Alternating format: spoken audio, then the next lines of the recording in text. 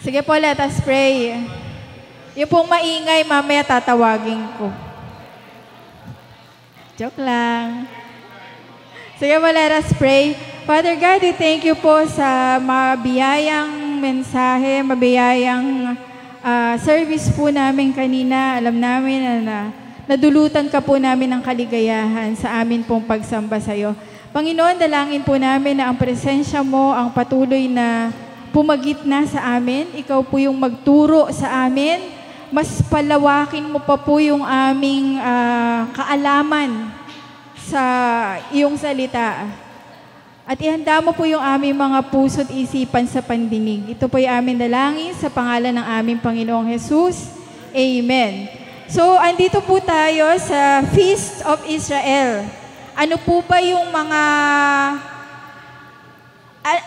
kinalaman nito sa Panginoong Jesus? Ano po ba yung kinalaman nito sa atin bilang iglesia? So, ano po yung una po nating pinag-aralan last week? Sino po nakakaalala nung pong una nating pinag-aralan last week? Passover, or ang kanya pong Hebrew term ay, may naalala, Pesach. Okay, Pesach or Pasak. May binigay po akong assignment sa inyo last week. Pero, meron po bang mag-volunteer? Kasi ito po, pag nalaman natin itong 7 days ng Hebrew, natuto na rin tayong mag-count. Parang first, second, third, fourth. Parang ganyan. Ika-una, ikalawa, ikatlo, ika-apat. Meron po bang magde-dare? Yun pong days of the week sa Hebrew. Meron po? Anybody? Sa mga youth, alam ko merong nagpa-practice nun eh. Meron po ba? Rafael, ikaw? Si Rael, nakapagano ka? Anybody? Wala ba? Si Sam, ikaw, Sam. Sam. Puro busy. Christian. Sige na, Christian. I dare you. Okay, sa matatanda, meron po ba? Anong araw po ngayon sa Hebrew? Rishon. Kanina inaalala ko, parang lechon kasi Sunday, no? Rishon. Okay. Sige na nga po, walang nanalo, sorry. So, magbilang po tayo, Ang una, ang first ay Rishon. Second ay, yung pong Monday ay Sheni. Then, nag-memorize ako eh. Shlishi. Yung Wednesday ay Revi'i. Thursday ay Kamishi. Friday ay Shlishi. And yung Sabado ay Shabbat. Yung Shabbat po, hindi po siya number. Yun po yung day of rest. Yun lang po yung naiba. Pero the rest, yung pong Sunday to Friday, yan po yung pagbibilang nila. First, second, third, fourth, fifth, sixth day. Yan po yan. So, yan po yung ating trivia para sa... So, wala pong nanalo. Sorry. Okay, so punta na po tayo dun sa pangalawa. Doon po sa Passover, anong araw po sa kanila ginaganap yung Passover? Sa kanila pong sa kanilang kalendaryo. Nisan, ikailang araw daw po? Ika-14, Nisan 14. So, babalik ba natin? Nga yung pangatlo? Yung pangatlo. Yan. Parang nagugulat kayo uli eh. Pinag-aralan na natin to eh. So, ito po yung ating calendar based on sun. Ang tawag po ay... natulala na naman sila. Ano po ang tawag kapag po yung kalendaryo ay based sa sun? Solar calendar. Ano po yun? Gregorian calendar. How about, ito po yung biblical calendar. Diba? Ito po yung kalendaryo ng Israel. Yan, Nisan, Iyar, Sivan, yan. Sila naman po ay based sa moon or ang tawag po sa kanila ay lunar. So pag yung lunar, it means moon. Okay, sana po matandaan na po natin yan. So, may 4 po silang season, diba? So meron po silang spring, may winter, may summer. But this time, dito po sa spring season nila, andito po yung Passover, unleavened, and first fruit. Tapos dito naman po sa fall, Taglagas, andito po yung another 3. Okay, so, kung ang Passover ay Nisan 14, Biyernes, diba? Anong araw po ba na ipako ang Panginoon sa krus? Biyernes. So yun yung sinasabi natin last week na meron bang aksidente sa Panginoon? Parang sa Ecclesiastes 11, ay 3 ba yun? 3:11, sorry. So wala, diba? Talagang si Lord po yung nag-ayos ng mga petsa. So yung pong Passover, ginaganap po nila ng Nisan 14. Ito pong pangalawa, kinabukasan. So, Sabado naman. So, kung Nisan 14 ang Passover, ito pong sa unleavened bread ay Nisan. Kinabukasan nga ng Friday eh. O, Nisan 14 ito. So, ito po ay Nisan 15. Ay, hindi na kayo marunong magbilang. Nalilito na kayo.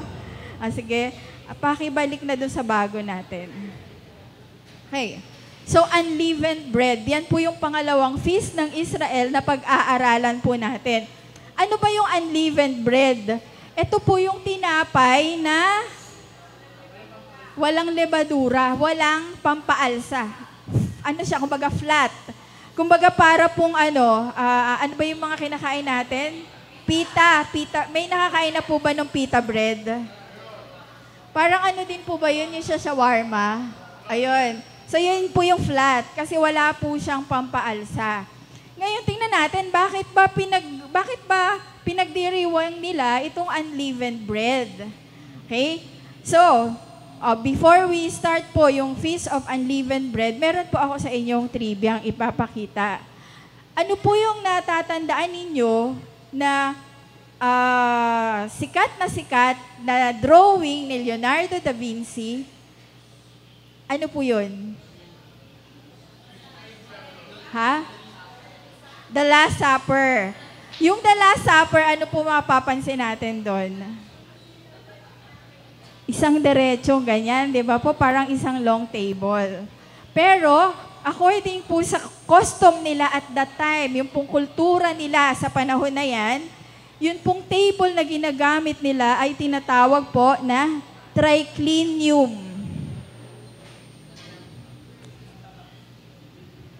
Ano ba yung triclinium? Yung nandito po nung birthday ni Joel, last week ba yun? Parang triclinium po yan. Ito yung kay Leonardo da Vinci, di ba? Diretso lang sila, no? Which nasa gitna ang Panginoong Jesus.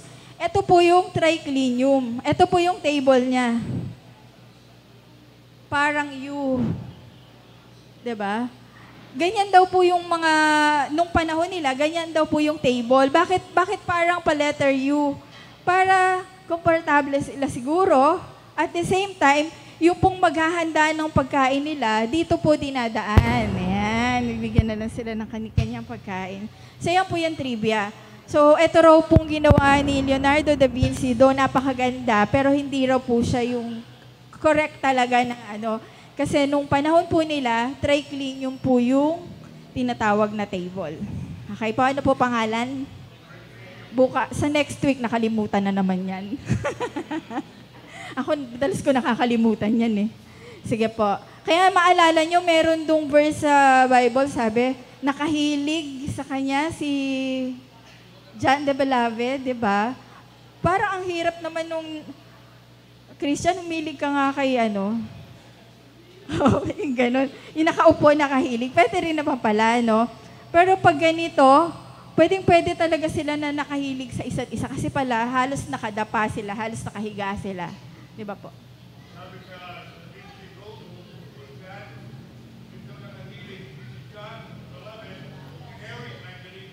Okay, sabi niya. Opo, sabi niya. Okay, so balik na po tayo. Doon po sa ating Next.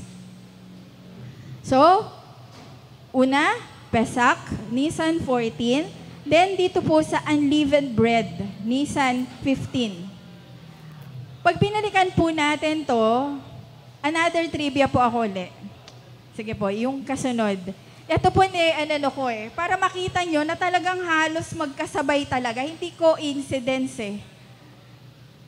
Sa 2026 po, ang Holy Week po ay pumapatak na March 29 hanggang April 5. Tapos, yung kanila naman pong Passover, April 1 hanggang April 9. Tapos, syempre po, depende pa yan sa kanilang mga computation, di ba? Hindi natin alam paano kinocompute yung Gregorian calendar, hindi natin alam paano kinocompute yung lunar calendar. Pero, ang makikita po natin dito, may pagkakalapit po sila. Diba? Kung hindi man talagang nagsakto dahil doon sa computation nila. Okay. Next, Feast of the Unleavened Bread. Ang tawag po dito ay Chag HaMatzot. Ito po yung tinapay na unleavened. This 7-day feast immediately follows Passover. It involves the removal of leaven from households and the consumption of unleavened bread. Bakit may tinapay? Bakit ba kailangan nilang ipag-celebrate itong tinapay na to? Okay? Tingnan po natin sa Exodus 12:15-20. 7 araw kayong kakain ng tinapay na walang pampaalsa. So, unleavened bread, 7 araw daw po, no? Sinabi ni Yahweh to sa mga Israelita. Sa unang araw pa lamang, aalisin ninyo sa inyong tahanan ang lahat ng pampaalsa. Pag sinabi po kadalasan kapag yung pong pampaalsa or yeast na tinatawag, pag ginamit po yan, nakita natin sa Bible, it symbolize kasalanan po. Kasi daw yung maliit na kasalanan, pwedeng mailayo ka na nito sa church. Pwedeng mailayo ka na nito sa Panginoon. 'Di ba? Yun po yung nagagawa ng maliit na kasalanan. Or kahit gaano pa kaliit or kalaki yung kasalanan na yan. So, it symbolizes yung pong sin. Sa unang araw pa lamang, aalisin ninyo sa inyong tahanan ang lahat ng pampaalsa, sapagkat ititiwalag ang sino mang kumain ng tinapay na may pampaalsa sa loob ng 7 araw na yon. So for 7 days, hindi po sila pwedeng kumain ng yung mga pandesal, mga masasarap nating tinapay, bawal pala. Sa una at ika-7 araw ay magtitipon-tipon kayo upang sumamba. Sa loob ng 2 araw na ito ay walang gagawa ng anuman liban sa paghahanda ng pagkain. Naisip ko tuloy, para sigurong ito yung holiday natin pag Christmas vacation, di ba? Walang aral, walang school. Yan, nasa bahay lang. Kami, katulad po namin, kapag po walang pasok estudyante ng Christmas vacation, kami rin po may Christmas vacation din. Parang ganun po, wala raw gagawa. 17, ang pagdiriwang ng pista ng tinapay na walang pampaalsa ay gaganapin ninyo taon-taon sapagkat sa araw na ito, inilabas ko sa Ehipto ang inyong mga lipi. Ito'y gagawin ninyo sa habang panahon ng inyong mga salinlahi. Tinapay na walang pampaalsa ang inyong kakainin simula sa gabi ng ika-14 na araw hanggang sa gabi ng ika-21 sa unang buwan ng taon. Sa loob ng 7 araw, hindi dapat magkaroon ng pampaalsa sa inyong mga bahay. Okay? So sabi, huwag kayong kakain ng tinapay na may pampaalsa tuwing ganitong panahon. Ang kakainin ninyo ay tinapay na walang pampaalsa. So ibig sabihin, kumakain din naman pala sila ng tinapay na may pampaalsa. Pero sa season na yon, sa 7 araw na yon, bawal po. Okay. Kailan ba naganap to? Maalala nyo po yung origin ng Passover, di ba? Naglagay sila ng dugo sa mga hamba ng kanilang pinto, di ba po? Tapos, lahat ng mga hindi wala pong dugo sa hampa ng pintuan, yung mga panganay na anak ay namatay. Whether tao siya or animal siya, namatay siya. But then, yung pinag-aralan po natin last Sunday, yung po kasing dugo na yon ng unblemished na lamb, yung po yung nagligtas sa kanila, sa angel of death. Nilampasan po sila, basta nakita ng angel of death na merong dugo ng walang kapintasan na kordero, nilalampasan sila, di ba? Then after that, namatay po yung anak. So yun po yung Passover. Nakukuha po? Yun po yung Paskwa or Passover. Nakukuha po ba? Yung mga nasa likod dyan, yung mga kabataan dyan, nagigets po ba? Okay. So, yun po yung Paskwa, yung Passover. Then, sa galit po nung Pharaoh, ano sabi nung paraon sa kanila? Umalis na nga kayo dito kasi mas marami pa sa amin yung mamamatay kapag di pa kayo aalis. So, right there and there, pag binasa po natin yung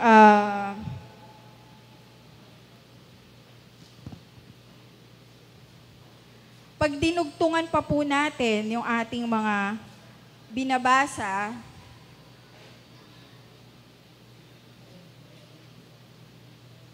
nawala ako. Umalis na po sila. Nagmamadali sila. At sa kanila pong pagmamadali, ano po nangyari? Nakalimutan na nilang magpaalsa ng tinapay. So talagang alis agad. Kaya po, unleavened bread po. Wala na sila nung leavening agent na inilagay sa kanilang mga tinapay. Kasi agad-agad, pinaalis po sila. Okay, Leviticus 23 verse 48, 4-8. Ito ang mga pistang itinakda ko. 5. Ang pista ng Pasko na gaganapin sa gabi ng ika-14 na araw ng unang buwan. Na ika-14. Diba? Ng araw ng unang buwan. Ang unang buwan po nila ay Nisan. Diba? Pag binalikan po natin yung last week, si Lord mismo po yung nagsabi, ito yung unang buwan, Nisan. Verse 6. Kinabukasan ay pista ng tinapay na walang pampaalsa. So right there and then, Friday, Passover, kinabukasan, unleavened bread. Or pista ng tinapay na walang pampaalsa. So 7 araw daw nakakainin. So yan po yung binasa nating 8. 7 araw kayong mag-aalay kay Yahweh ng handog na susunugin. Sa ika-7 araw, muli kayong magkakaroon ng banal na pagtitipon. Huwag kayong magtatrabaho. Kumbaga, make it holy. Sagrado. Sa kanila naman talaga ang Sabado talaga po ay sagrado, di ba? Ang Sabbath day para sa kanila. Okay? So, very important sa kanila, yung unang araw po ng unleavened bread at saka po yung ika-7 araw. Siyempre, parehong Sabado po yun. But for the entire week, wala pong kakain ng merong pampaalsa. During this feast, observant Jews remove all the leavened products from their homes and eat unleavened bread. Tinatanggal po nila. Kahit daw po sa panahon ngayon, sa bahay nila, tatanggalin nila kung meron po silang mga pampaalsa na mga bagay na nilalagay. Let's say yeast, tatanggalin po nila, itatapon po nila yon. Do sa kanila po, para sigurong parang tawag dito? Parang tradisyon or parang ritual lang sa kanila yon, di ba? Pero ganun po yung ginagawa nila. Bakit po? It symbolized the removal of sin and the commitment to righteousness and God's ways. The feast is a reminder of Israel's hasty departure from slavery. Nagmamadali sila na umalis. Yung tinapay nila, hindi... Kasi di ba po, sino po dito yung nagagawa ng tinapay? Si Sir Ana Flor, kayo po, ano gumagawa kayo? Pag po pinapa-alsa yung tinapay, naghihintay pa po ng mga isang oras. Opo. So, ganun daw po, kapag gagawa ka ng tinapay na meron pong pampaalsa, sabi nga ni Sister Ana Flor, sige nga po, paano raw po yung gagawin pag ganon?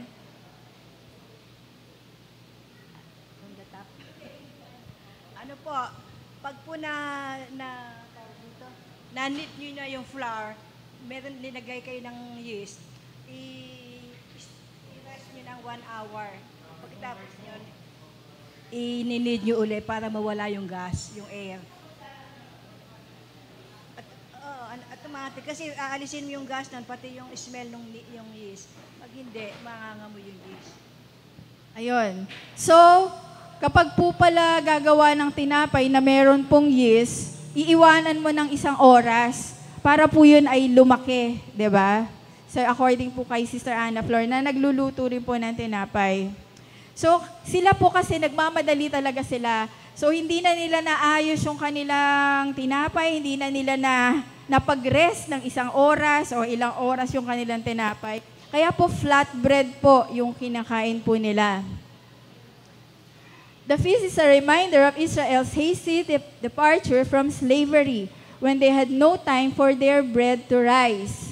It carries significant spiritual symbolism of freedom from sin.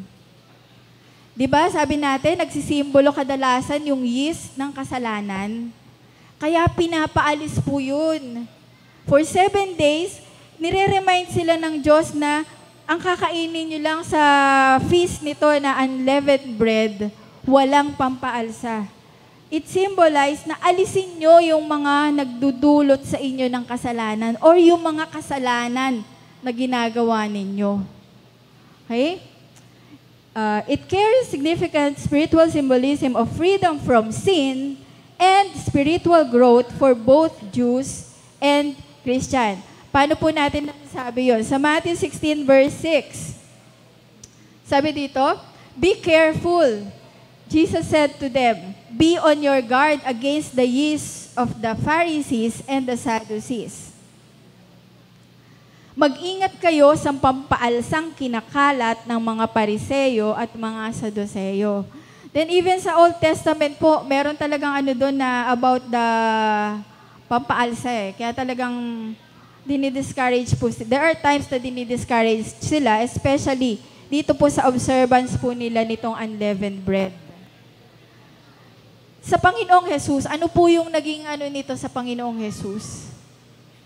Siya po yung bread of life. Diba? Siya yung tinapay ng buhay. Okay? So, yan po yung significance nito sa ating Panginoong Jesus. Sabi nga sa Matthew 4:4, no? Hindi lamang sa tinapay nabubuhay ang tao, kundi sa bawat salita na namumutawi sa bibig ng ating Panginoon. So, si Jesus, siya po yung ating bread of life. Paano na lang kung hindi tayo nagbabasa ng Bible everyday? Gutom tayo, di ba? And ano naman po yung relevance nito sa church? Okay, next.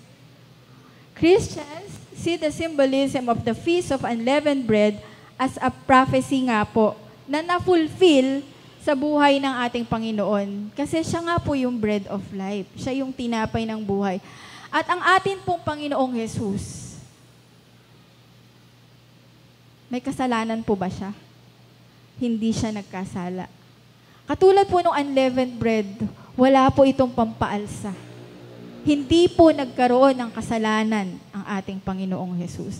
Kaya sasabihin natin, ililigtas ako ni Brother Nelson, o ililigtas ko si Sam or si Faith. Pwede ba natin silang iligtas sa kapahamakan ng impyerno? Hindi. Bakit? Kasi tayo rin may kasalanan. So bakit si Jesus, paano niya tayong maililigtas? Kasi siya po, wala po siyang kasalanan. Okay? So, spiritual application. Christians are encouraged to apply the lessons of the feast by living with sincerity and truth, free from sin, rather than by observing the physical festival itself. Ngayon, kailangan ba natin ganapin to? Bilang mga Kristiyano, pwedeng oo, pwedeng hindi. Pero ang importante, yun pong kasalanan, nais po ng Diyos na tanggalin ito sa ating mga buhay. Sabi nga doon sa message kanina, kailangan ng repentant heart. Kailangan mag-repent tayo. Pagsisihan natin yung mga kasalanan na nagawa natin. Para matuwa naman ng Diyos sa buhay natin. Di ba po? Okay, next. So, kung ang Passover ay Nisan 14, ang unleavened bread ay Nisan 15, ito naman pong ito naman pong Feast of First Fruit ay Nisan 16, Sunday. Okay, nasundan niyo po. Okay, tingnan natin. First fruit. Iniisip ko, sabi ko, siguro, simula nung sinabi sa kanila to, ni Yahweh through Moses, siguro yung una, yung Passover, at saka po yung unleavened bread, ginaganap na nila, ginagawa na nila. Pero ito, sabi ko, pinag-iisipan ko, nagda-doubt ako, baka hindi pa nila ito nagagawa. Palagay niyo po. Remember, ilang taon po sila sa disyerto? May nakakaalam po ba? 40 years sila sa disyerto. Habang 40 years sila sa disyerto, nakapagtatanim po kaya sila? Baka hindi, di ba? Naalala niyo po ba, paano sila kumakain? Paano sila kumakain? 40 years sila palakad-lakad lang sa disyerto. Paano po? Okay. So sa Exodus 16, 1-5, sinusuplayan sila ng Diyos ng mana. Yun, ang sabi po, yun daw po ay bread from heaven. Bread from heaven naman talaga di ba? Pinapaulan ng Diyos yung pagkain nila. Sabi po, yun daw yung tinapay ng mga anghel. Di ba? Bread from heaven kasi. Then, there are times na sa Numbers 11:31-32, nagpapadala rin po ang Diyos sa kanila ng pag sawang-sawa na sila sa puro na lang tinapay. Ano naman papadala ng Diyos sa kanila? Pugo. Okay? So makikita po natin yan sa Numbers 11:31-32. Okay. First fruit. Kasi po, at that time, ang Israel po ay agricultural. Ibig sabihin, talaga po pala na mga pananim, mga farmer po sila. Kaya pag tiningnan po natin yung cycle, yung 1 year nila sa calendar, every month, meron po na mga hina-harvest na mga pananim. Pero, ano po yung sabi dito sa Deuteronomy 26:1-11? Hindi ko po nilagay dyan. Pwede po tayong magbukas ng Bible natin. Deuteronomy 26:1-11. At mangyari, pagka nakapasok ka sa lupain na ibinibigay sa iyo ng Panginoon mong Diyos na pinakamana at iyong inaari at iyong tinatahanan, na iyong kukunin ang mga una sa lahat ng bunga ng lupain. So in English, first fruits, 'di ba? Na iyong mga pipitasin sa lupain na ibinibigay sa iyo, iyong isisilid sa isang buslo at ikaw ay paroroon sa dakong pipiliin ng Panginoon mong Diyos na patatahanan sa kanyang pangalan. Paroroon ka sa saserdote, sasabihin mo sa kanya, aking ipinahahayag sa araw na ito na sa Panginoon mong Diyos, yun nga, na ibinigay. Kumbaga parang tawag dito, yung utang or pasasalamat nila sa Panginoon. Ano po yung gagawin? Tingnan po natin yung mga barley na to. Kukuha po sila ng mga barley raw po yan or wheat, kung di ako nagkakamali. Barley. Yan daw po, yung cycle po nila, marami po silang iba't ibang mga tanim. Pero dyan po sa sa first fruits, yung pong barley, ang kanilang inaani at that time. So, kukuha po sila ng mga ganito po, barley. Tapos, ano po yung gagawin nila dito? Sabi dito, itataas po nila yan, iwawagayway nila sa Panginoon. Parang as if sinasabi nila na, Lord, salamat. Salamat dahil binigyan mo na kami, dinala mo na kami dito sa lupain namin. Salamat dahil binigyan mo na kami nitong first fruit. Nakakapagtanim na po kami at umaani na rin po kami. 'Di ba? So, yan po yung sa Deuteronomy 26:1-11. Tingnan naman po natin yung sa Leviticus 23:9-14. Sabi dito, sinabi pa ni Yahweh kay Moises, sabihin mo rin sa mga Israelita na kapag naroon na sila sa lupaing ibinigay ko sa kanila, tuwing anihan ay magdadala sila sa pari ng isang bikis ng una nilang ani. So yun nga po, anihan. Yung unang anihan nila, i-offer nila sa Panginoon yon. Ito'y iwawagayway niya sa harapan ni Yahweh upang kayo'y maging kalugod-lugod sa Kanya. Gagawin ito kinabukasan ng araw ng pamamahinga. So anong araw po yun? Anong araw po? Sabado. Ulitin ko po kailangan nag-a-analyze tayo eh. Sabi doon, gagawin ito kinabukasan ng araw ng pamamahinga. So, linggo. Ang araw ng pamamahinga nila ay Sabado, Sabat, Shabbat. So, ang first day of the week ay Rishon, linggo. Yan, nalito na kayo Katingnan nyo, yung Passover, noon pong ipinako ng nag-Last Supper at pinako ang ating Panginoong Jesus, Passover, Biyernes. Noon po, kinasabaduhan, nasa libingan po siya. Diba? Tama po ba? Then, nung first fruit, Feast of the First Fruit, Sunday, dun po, nag-rise naman ang ating Panginoon. Makikita po natin yan. Sabi sa verse 12, bukod dun po sa iwawagayway nila na grain, sa araw na yon, magdadala kayo ng korderong walang kapintasan. Laging walang kapintasan.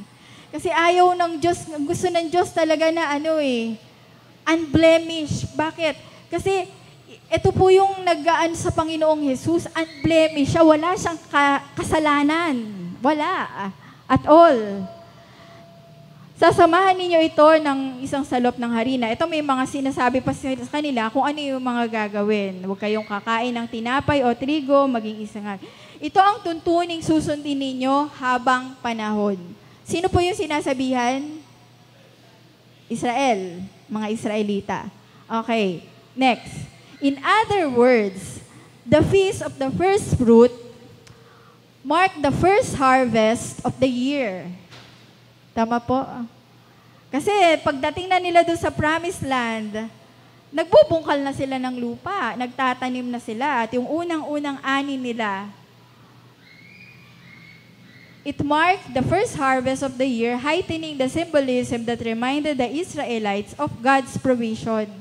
Hindi lang pagpapasalamat to dahil tumutubo na yung kanilang pananim. Kasi from the bondage hindi sila malaya nung nasa Egypt sila, di ba? Kinakawawa nga sila eh. Pinagtatrabaho sila, hinahagupit sila, hindi sila malaya at all. Hindi po sila isang bansa. Nung time po nila sa Israel, mga Israelita na rin po sila, di ba? Nakuha niyo po? Kasi descendant sila ni Abraham, ni Isaac, ni Jacob. Si Jacob po, siya po ay si Israel. Mga Israelita na sila. Pero, tingnan nyo yung Israelita nasa Egypt. May bansa po sila? Wala silang bansa. Diba? Wala po silang bansa. Ginawa silang alipin sa Egypt. Pero, pinalaya sila ng Diyos. Diba? So, dito, parang pagpapasalamat na rin yun. Magkakasunod na araw na yung pagpapasalamat dahil sa pagpapalaya ng Diyos sa kanila. The first thing the Israelites did after a long and laborious season of growing crops was express through thankfulness to God for meeting their needs. At dahil nga po sila ay agricultural country, yun po yung kanilang trabaho. Naalala ko po nung nag-aaral kami dati sa BC. Siyempre, po yun medyo semi-private yata yung BC dati. BU na po ngayon para sa mga kabataan na hindi alam. Yung Baliwag University, dati po yung Baliwag Colleges. Nung nasa Baliwag Colleges kami, monthly, nagbabayad, di ba? Kadalasan gano'n naman, monthly. Tapos may naririnig ako sa mga kaklase ko, sabi, nagbayad na ba kayo? Kami anihan eh. Ano ba yung anihan? Kumbaga siguro, ano po ba yung explanation ng anihan? Hindi ko masyadong intindihan eh. Pag nagapas na sila ng palay, ibebenta yon, tama po. Tapos, yung pinagbentahan, yun yung pambabayad sa tuition nila. Yun po yung anihan na tinatawag. Naalala ko yun. Ewan ko lang po kung hanggang ngayon may mga ganun pa. So, ito rin po ay ekspresyon ng pagpapasalamat sa Panginoon. Mga Israelita lang po ba ang dapat magpasalamat sa Panginoon? Okay, tingnan naman po natin yung relevance nito sa ating Panginoong Jesus. 1 Corinthians 15:20-21.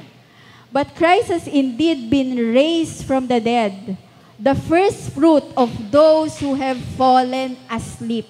Siya po yung unang-una. Katunayan si Kristo'y muling binuhay at ito'y katibayan na muling ang bubuhayin ang mga patay. Kaya nga sabi, those who have fallen asleep. Si Jesus po yung nauna. Diba? Kung paanong dumating ang kamatayan sa pamamagitan ng isang tao, gayon din naman dumating ang muling pagkabuhay sa pamamagitan ng isang tao.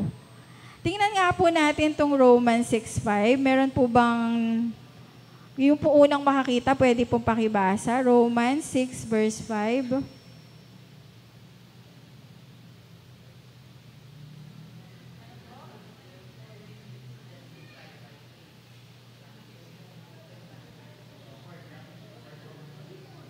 Okay, sige, ako na lang para mabilis tayo. Romans 6 verse 5.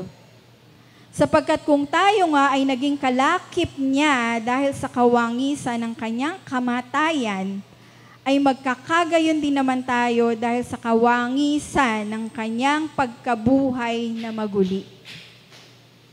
So, si Jesus, siya yung first fruit, sabing gano'n, for those who have fallen asleep. Tayo, na kanyang mga anak, sabi tayo, ay naging kalakip niya. Dahil sa kanyang kawangisan ng kanyang kamatayan. Sabi, magkakagayon din naman tayo dahil sa kawangisan ng kanyang pagkabuhay na maguli. Okay? Ngayon, ano po yung relevance nito sa church? The first fruit of God's kingdom harvest was Christ. Siya yung harvest na una. No, sa first fruit, siya yung unang harvest. Siya yung nabuhay na maguli, di ba? When He rose from the dead, He became the first fruit of the harvest of the resurrection of the redeemed lives that God would have. In fact, Christ has been raised from the dead, the first fruit of those who have fallen asleep. Siya po yung first fruit of those who have fallen asleep. John 12 verse 32. At kung ako'y maitaas na, ilalapit ko sa aking sarili ang lahat ng tao. Imagine niyo po yung first fruit na iwinawagayway na ganon. Diba? Sabi dito, ang ating Panginoong Jesus, at kung ako'y maitaas na, ilalapit ko sa aking sarili ang lahat ng tao. Yung iba po ang sinasabi dito, yun daw yung ating pagpupuri sa Diyos. Itinataas natin siya. Sabing gano'n, di ba? May kantang, lift Jesus higher, di ba? Ganyan. Hindi po pala yun. Though it's tama naman, napapurihan natin, itaas natin siya kapag tayo ay sumasamba sa Kanya. But ang ibig sabihin daw po nito, yung pong pagkapako ng Panginoon sa krus, nakita po ito ng lahat ng tao sa buong daigdig. And even now, sabi dito, ilalapit ko sa aking sarili ang lahat ng tao. So, we can conclude that Jesus was crucified on Pesach or Passover.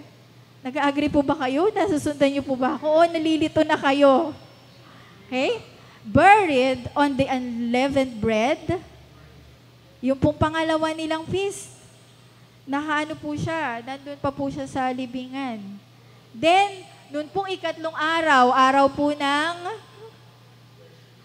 linggo, siya po ay nabuhay na maguli. Doon po sa kanila namang sineselebrate na Feast of the First Fruit. So, ano po yung makikita natin dito? Hindi lang pala to para sa mga Israelita. Para sa ating lahat to. At napakikita natin na nangyari talaga to sa Israel pa lang, sa Old Testament pa lang, orchestrated hanggang pagdating ng New Testament. It so happened na yung mga Israel, yung mga Hudyo, o yung mga Jew ngayong panahon na to, hindi nila naintindihan yan. If only marirealize nila na yung kanilang Passover, yung unleavened bread, yung first fruit na to, ay nagkatotoo na sa ating Panginoong Jesus.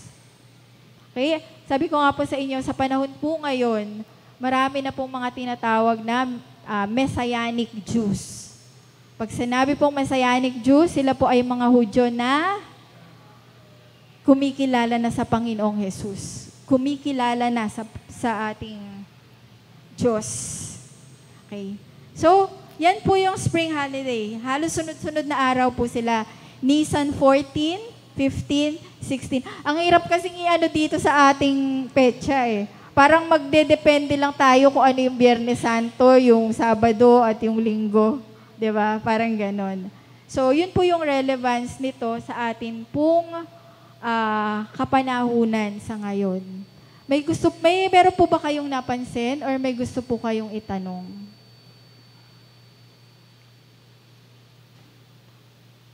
Noong pong last time, nagtanong po tungkol sa Christmas. Tama ba yung Christmas? Ngayon po ako naman po magtatanong. Ano po yung sineselebrate ng kakristyanuhan sa panahon po ng, yun nga, yung Holy Week? Ano tawag po nila doon? Buti nga kung Lenten season eh. May tawag po silang iba doon. Easter. Ano po ba yung Easter? Easter, ang kanila pong sinasamba, ang kanila pong itinataas ay si Star. Kanila pong Diyos-Diyosan. So, pag sinabi natin, kaya hindi makaano yung puso ko na pag may tatayo dito sasabihin, Happy Easter po. No! Always naman na Year of the Lord, Day of the Lord. Hindi ito day ni Star or ni Easter. Mas maganda pa na sabihin natin, it's a Resurrection Sunday. The Lord resurrected on that day, on that Sunday. Di ba po? So, opo. So, yun, trivia lang po. Pwede naman po ninyong tingnan sa inyo pong mga Google. Okay. Another term po. Isa pa pong tanong ko sa inyo. Meron pa naman akong 7 minutes. Napapansin nyo po ba? Kasi pinag-aaralan natin, yun pong yung pong kinalaman nito sa kapanahunan natin, di ba po? Ano po napapansin ninyo sa Israel? Tahimik po ba sa Israel? Pa?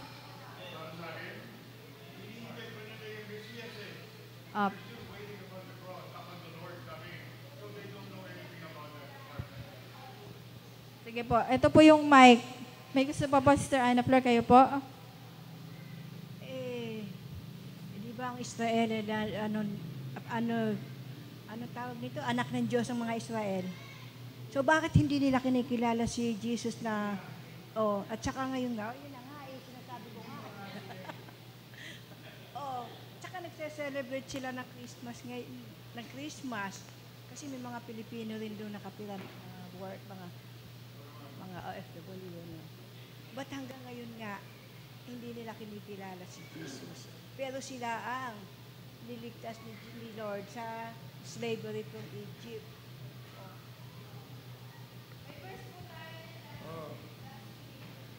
Mas maalam pa nga tayo. Hello, Diego. Tayo nakakalam. Pero mas masahol tayo sa mga Israelita. Sabi nga ni Tom, tayo Kristiyanong pulpul. We know the truth, but we don't live it. Kaya walang kwenta pa rin tayo. Now, the Israelites are hoping sincerely for the Messiahs to come. Hanggang umiiyak pa sila sa Jerusalem in a horseback. Sila hindi marunong. Tayo marunong na palpak. Okay. So, last week po, kung naaalala nyo po, may verse po tayo, hindi ko maalala, sa Romans din po yata. Sa Romans din po. Sabi doon, until the completion of the Gentiles, tsaka po makakakilala yung bansang Israel. Kumbaga, hindi ko maalala kung sa Isaiah or sa Jeremiah ko rin po nabasa before yun. Sabi, kaya daw po yung mga bansang Israel, hindi pa kumikilala sa Panginoon kasi meron daw pong nakatakip sa mukha nila. So, until yung pong completeness ng mga Gentile na katulad natin, sino pa kaya hinihintay? No, na Gentile na katulad natin. O yung mga kamag-anak natin, baka hinihintay pa po. Until then, yun pong mga Israelita naman po kikilala rin sa Panginoon. May tanong po ako, kasi ito naging isip ko, palaisipan sa akin, bakit ang gulo-gulo ng Gaza? Bakit pinag-aagawan nila yung Gaza? Bakit nagbobombahan sila? Pareho naman silang nasa Israel or whatever. Palagay niyo po bakit? Ano po?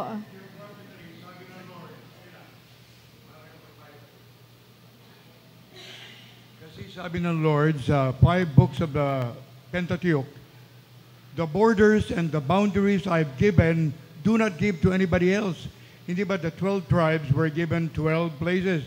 Even Caleb na hindi tribo, binigyan ng bundok.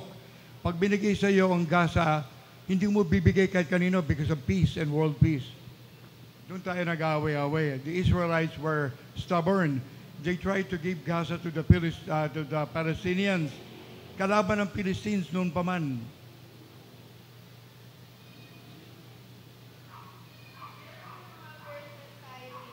Maganda po siguro, may 3 minutes na lang po tayo. Meron pong mga verses dito.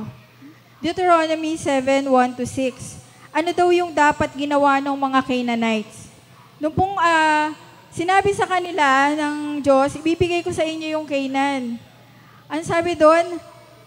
I-wipe out nyo sila. Lipulin ninyo silang lahat. Patayin nyo lahat nandoon. Then, ano yung sabi sa Genesis 17, verse 8?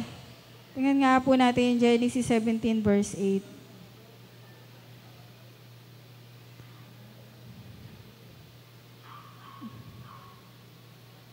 Sabi po dito, at ibibigay ko sa inyo at sa inyong binhi, pagkamatay mo ang lupaing iyong mga pinaglakbayan, ang buong lupain ng Canaan, na pag-aaring walang hanggan at ako ang magiging Diyos nila. So ibinigay ng Diyos itong Canaan sa mga Israelita talaga.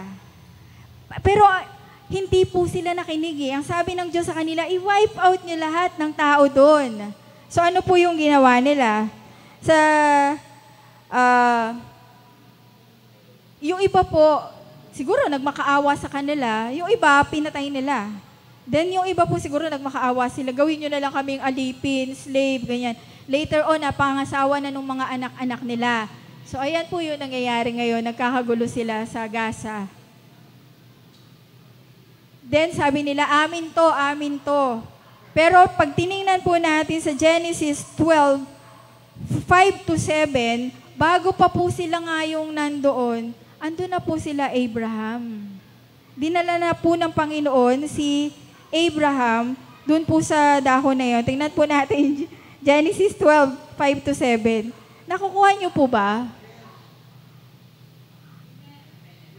Okay, Genesis 12:5-7. Sabi dito, isinama ni Abram si Sarai na kanyang asawa at si Lot na anak ng kanyang kapatid at ang lahat ng pag-aaring kanilang natipon at ang mga taong kanilang nakuha sa Haran at nagsialis upang pasalupain ng Kanaan at dumating sa lupain ng Kanaan. At naglakbay sa lupain si Abram hanggang sa dako ng Sichem hanggang sa punong ensina ng More at nooy nasa lupain yaon ang Kananeo. Genesis po ito. Ando na po sila Abraham. Kanaan ang tawag doon sa place, pero andun po sila Abraham. Binigay kasi ng Panginoon sa kanila to eh. Kaso, paano silang nawala sa eksena? Pumunta nga po sila doon sa Egypt, di ba? Dahil nagkaroon ng tagutom. So nawala sa kanila. Yung mga hindi umalis doon sa Canaan, sila yung nanatili doon. So ngayon, inangkin-amin to, where in fact, sila Abraham pa mismo talaga ang nauna doon talaga. Sige po. Ano tayo, history? Kaya pag may binigay binigay sa atin ng Panginoon, huwag nating iiwanan. Huwag nating papamigay. Tama ba? Yun po ang kasama. Opo. So yun po, para marami pa po tayong matututuhan, mapag-iisipan po natin. Kung meron pong mga iba pang sagot, next Sunday naman po, or kung may iba pa po kayong question, sabihan niyo po ako para po pag-aralan po natin. So let us pray. Father God, salamat po sa mga oras na to. Salamat po sa mga salita mo na talagang nagbibigay ng kalinawan, nagtuturo sa amin. Ito pong salita mo talaga ay nagtutuwid sa amin kung meron po kaming mga kamalian. Salamat sa iyo, Panginoon. We thank you sa aming pong pag-uwi, pag-iwahiwalay. Ang dalangin po namin ang pag-iingat mo ang sumaamin lagi. In Jesus' name we pray. Amen. Sana po ay naging malinaw. Kung hindi po malinaw, pag-usapan po uli natin next week.